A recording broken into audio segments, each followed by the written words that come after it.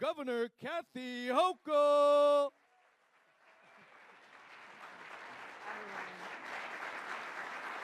Hello. Good morning. Good morning.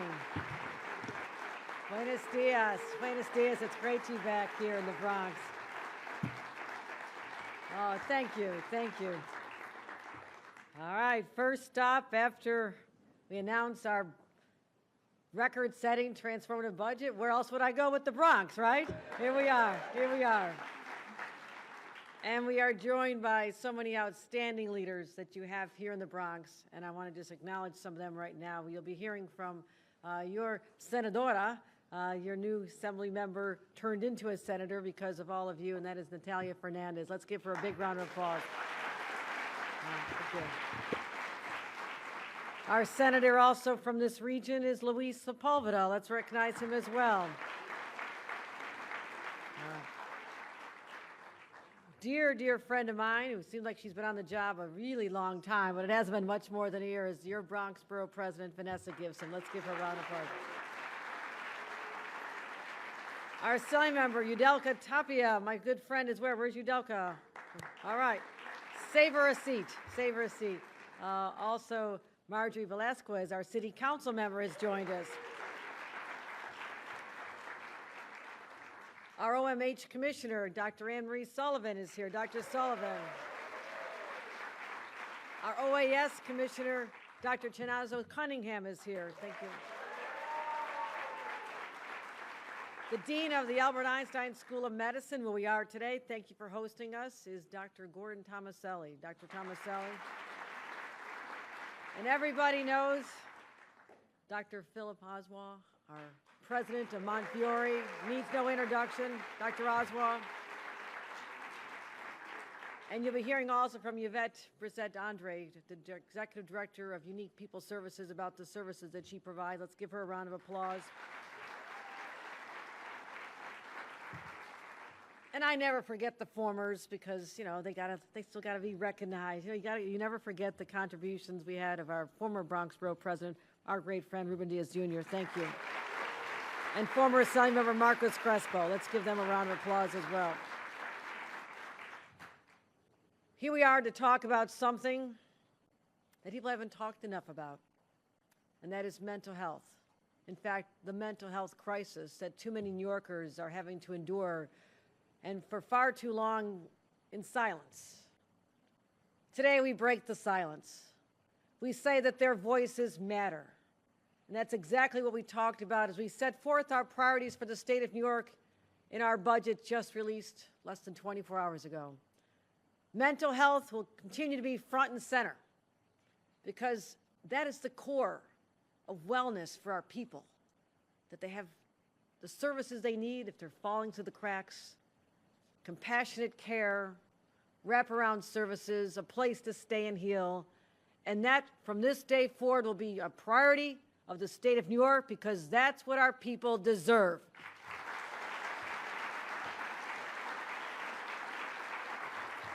And I wanted to make this statement of my values and our values as a society here in New York in the Bronx.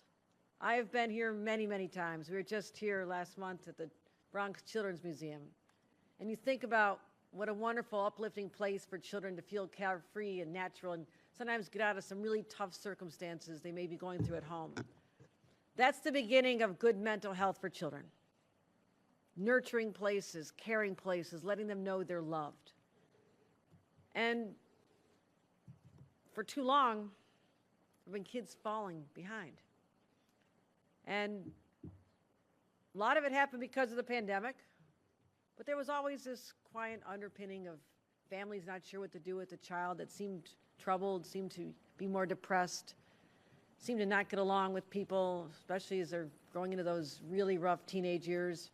As the first mother, governor in the state of New York, I know all about those teenage years. I survived them. My kids will tell you how they fare, but I think they're doing okay. But I know how hard it is. I know how hard it is at a deeply personal level. There's nothing you want more than your kids to just be okay. And we're here to help. We're here to help, to say that that is a commitment from all of us in the state of New York. And so mental health has been a form of health care. We think about health care in a beautiful place. And this is an extraordinary place where we're educating the people who will be the ones who save our lives, save societies, help all of us recover from some whatever health challenges come our way. This is a place I want to talk about this because in the umbrella of health, we have to elevate mental health. And that is what we're doing here today. And this is an area that's been overlooked, underinvested in, and as I mentioned, the pandemic, what it did to people. And I saw this in my own young nieces and that senior year in high school, when you're supposed to be with your friends and going to proms and just feeling fun and like a kid again before you head off into the world, perhaps going to college, perhaps going to your job. And that was robbed from a lot of kids. And their younger siblings saw this. And the paralysis of just being so isolated, and all you have to connect you with the outside world is social media. And I don't think there's a single person other than those kids maybe who think that's a healthy outlet for them. So think about what happened for 2 solid years, compounding in a pre-existing problem, making it worse, and now 3 years later, we haven't regained our footing. We haven't solved the problem. And since the pandemic, more than 1 in 3 New Yorkers have sought mental health services or know someone who has. That's a lot of people. Many of them are young kids. But people find endless barriers. Even someone who steps up and says, I have a problem, my child has a problem, I'm ready to get help. Is it easy? They just make a phone call and there's somebody there? Gosh, no. They can't find appointments available. Insurance doesn't cover the services. There's long waits if they really need serious services and psychiatric beds. And again, I use the word disinvestment.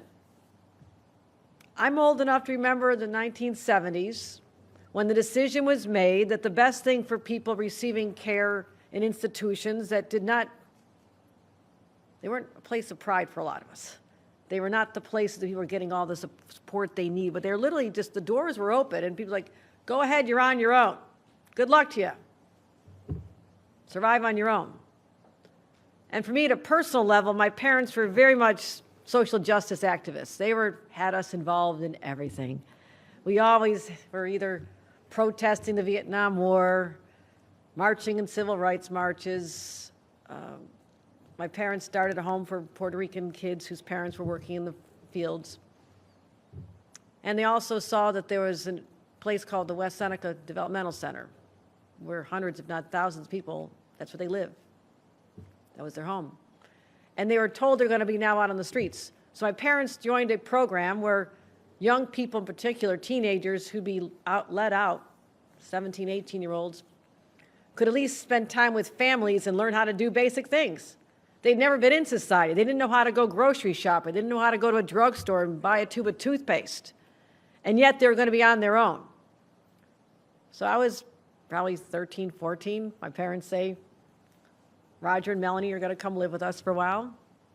You're going to take them into town, teach them how to shop, take them to the movie theater, just help them feel they're going to be okay. So that was my early exposure to what it was like when all these, I don't know how many Melanie and Rogers were out there getting all this support, but I bet a lot weren't. And they ended up on our streets. Many are still there, but they've been joined by so many more because society just turned their eye away and says, no, we're not going to look any longer. You're on your own. Except we are looking in the face of these individuals.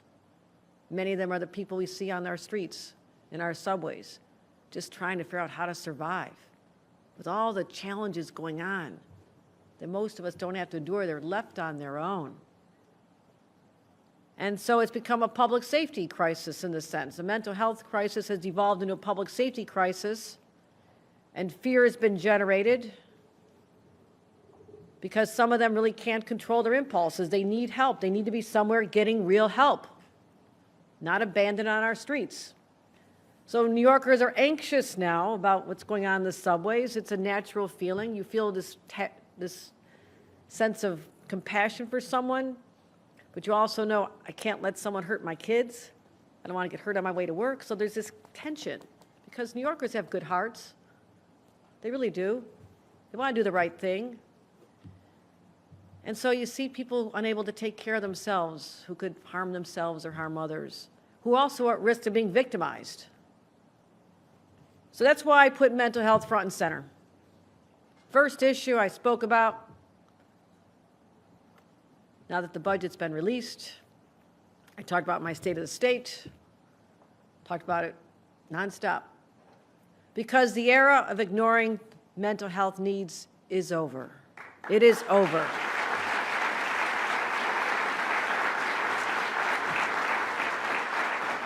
We are fundamentally rebuilding from the bottom up our continuum of care. Continuum of care means we take care of everybody in the mental health system. It's a monumental shift to make sure that no one else falls through the cracks. And that's why I can talk all day long, but people are going to say, show me the money. Show me the money. That's how we talk in the Bronx, right? Yeah, okay, a lot of talk, show me the money. I know the Bronx. That's why I was proud to announce a $1 billion commitment to improve access to mental health care here in the state of New York. And this is the most significant change since the deinstitutionalization of the 1970s. It starts with getting more patient beds, more psychiatric beds back online. Because right now we have 3,200 New Yorkers struggling with mental illness or addiction who are living on our streets and in the subways. At the same time we have the need going up, the number of psychiatric beds declined by 20% since 2014. Doesn't work. And as a result of bed reductions, a large number of beds also remain offline in our community hospitals. And there's also a lack of step-down services. I mean, someone comes in, okay, where are you going to go afterward? Are you completely healed and all done? No, it doesn't work that way. Anybody knows it doesn't work that way. People need constant care, supervision until someday when they don't. So the lack of step-down services means occupancy rates. Sometimes people have to stay longer. They should be going somewhere. Some are being let out too soon. So people who are in severe psychological distress are increasingly more visible on our streets and are falling through what we call a broken system. So we can and we must and we will do better. Our plan is to add 1,000 inpatient beds by funding 150 beds at state facilities and bring 850 psych beds back online in hospitals. That's more than half the beds we lost since 2014 and will serve over 10,000 New Yorkers annually. And I wanted to come to this place because I want to give a special shout out to Montefiore. They never closed any of their 103 beds, 55 of which are in the Bronx, even at the height of the pandemic. And I thank you for that. I thank you, Dr. Oswald. I thank you. And even when times are tough, you said people still need care. And I share that philosophy. But we have to also go beyond patient beds. We're investing in transitional and longer-term supportive housing because that's a tool for prevention and recovery. And we have to make sure that people don't get backed up in hospitals. When it's time to be able to go, they have to have a place to go. So our plan includes 3,500 residential units supported by intensive mental health services. That's how you help these people and make sure that people don't get left behind. So facilities that discharge high-risk individuals have to put them into intensive wraparound services, and we're going to help. The state will help you. We have to look after them. We have to check in on them. We have to connect them with resources, perhaps a job. Whatever they're going to need, we're going to have to give it to them, or else they cycle right back to where they started. That's what we have to stop from happening again. And we want to provide those services in the least restrictive setting And so our plan expands outpatient services as well, assertive community treatment, safe option support, and intensive and sustained treatment and engagement. So that's what we're going to do. But how we're going to pay for it? Yes, we have our $1 billion, but I also think insurance companies should treat this as a health issue. So we are going to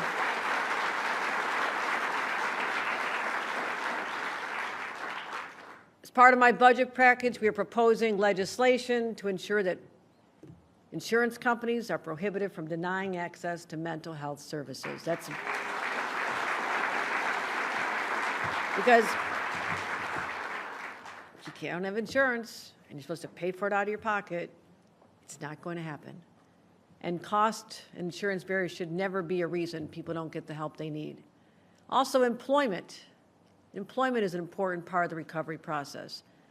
My plan will expand individual support, connecting people to jobs and opportunities, job training, and help adults with mental illness find a job that makes them feel they have dignity, that their lives matter, that they're contributing, that they have value. Because right now, when they're laying on a street corner, they don't feel that. And my God, they're still God's children. And we can never forget that. And we have the power. All these services and the leadership team that I've assembled and all the people here, the elected leaders, community leaders, the providers, our doctors, nurses, we are all joined in this common pursuit of just doing what's right for these people. So giving them a job is so important. But what about the young ones who aren't old enough to have a job, the ones I talked about at the outset? Too many schools have no mental health support. In fact, in New York City, Comptroller's audit determined that 37% of schools in New York City have no services for mental health whatsoever. Now, I'd like to see the school that can say to me that not a single one of their students doesn't have a problem at all. They're all just doing just fine. I have yet to see that school. Until that time, I believe that our schools are also part of this continuum of care, because that's where kids are going to spend most of their day. That's where there's going to have adults who are trained to know when something's not quite right, and they need mental health services. And kids who don't get help, it puts them in a disadvantage in the classroom and beyond, and it sets them up for failure. So our children need preventative services now to stop them from needing intensive services later. That's why we do this preemptively. And we will make sure that we stop ignoring this, because we know teenage emergency rooms visits are way up. There's been a 40% increase in the last few years of teens reporting just sadness and depression. Again, I have a lot of young people in my family. I observe everybody. And I'm not going to just blame social media, but I'm so glad my kids weren't exposed to that, because you just don't feel good. You're always being compared to others, and you always have this sense of inferiority that adults weren't subjected to. Yeah, there's bullying around everybody, but this is sustained. When that is your connection to the rest of the world, and that pervasive negativity just eats at your soul, and you don't feel you have value, we have to counter that. Parents need to know that's what's going on in their houses. So we got to help these kids too. You know, think about a teenager starting off as a sophomore in high school, having to finish remotely, finishing middle school remotely. A lot of them have anxiety. They need these services. And that's why I'm investing money into the systems, $10 million to expand school-based mental health services across the state. Thank you. And $10 million to strengthen suicide prevention programs for at-risk youth. We'll also have $12 million in what we call the Healthy Steps program and home-based crisis intervention teams to go out where the kids are.